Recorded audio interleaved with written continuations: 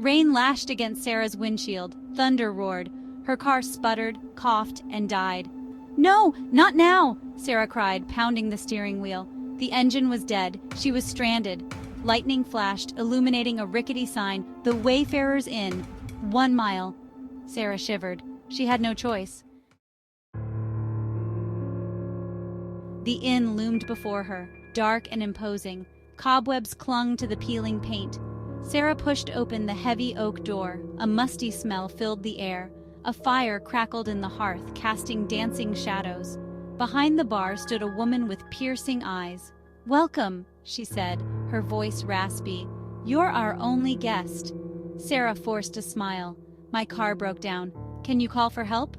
The woman's smile was thin and humorless. "No phones here. You'll have to stay the night."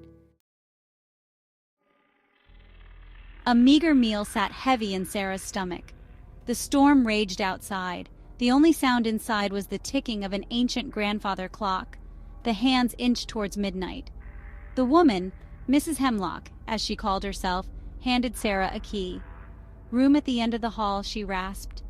"And whatever you do, don't leave your room after midnight." Her eyes glinted in the firelight. "It's for your own good." Sarah lay in bed, unable to sleep. The storm howled outside. Then she heard it, a faint whisper coming from beyond her door. Curiosity gnawed at her. She had to see. She crept to the door and opened it a crack. The whispers grew louder, beckoning her. Against her better judgment, Sarah stepped into the hallway. The grandfather clock chimed 12 times. Midnight. The whispers led Sarah down a narrow hallway. They grew stronger, more insistent. Finally, they stopped in front of a door at the end of the hall. The door creaked open, revealing a small, dusty room, and in the center of the room, a large, ornate mirror. The whispers seemed to emanate from the mirror itself. Sarah cautiously approached. As she peered into the glass, her reflection wavered, and then it was gone, replaced by something else. Faces. Sarah gasped. Staring back at her were faces, twisted in fear. They reached out, their hands passing through the glass, their voices a chorus of pleas. "Help us," they whispered. "We're trapped." Sarah stumbled back, her heart pounding. These were not reflections. These were real people imprisoned within the mirror. But how and why? She had to get out of here. Sarah whirled around. Standing in the doorway, a sinister smile playing on her lips, was Mrs. Hemlock. "Curious, aren't they?" she said, her voice like dry leaves. "They were once guests here, just like you." Sarah's voice trembled. "What do you mean?" "Let them go." Mrs. Hemlock chuckled, a chilling sound. "This mirror," she said, "is a doorway. It traps souls." She stepped closer. "And soon yours will join them." Terror lent Sarah speed. She dodged past Mrs. Hemlock and ran. She had to get out of the inn. She raced down the hallway, her breath coming in ragged gasps. She could hear Mrs. Hemlock's chilling laughter echoing behind her. The front door. Sarah fumbled with the latch, but it wouldn't budge. It was locked. She rattled the handle in desperation. Trapped! Sarah spun around. The hallway seemed to stretch endlessly before her. The walls seemed to pulse and breathe.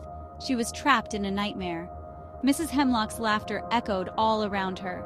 Panicked, Sarah ran. She didn't know where she was going. Every turn led to another dark corridor, another locked door. The inn itself seemed to be working against her, a labyrinth designed to confuse and disorient. Mrs. Hemlock appeared at the end of the hallway, her eyes gleaming. "There's no escape," she hissed. "This inn feeds on fear, on despair. You are its now." Sarah's back hit a cold, damp wall. She was cornered.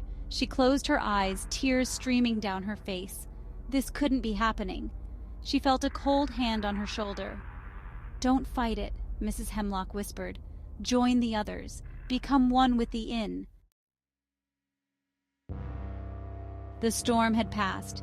Dawn broke, casting a pale light over the inn. The grandfather clock chimed 7 times. Mrs. Hemlock, her eyes sparkling, opened the front door.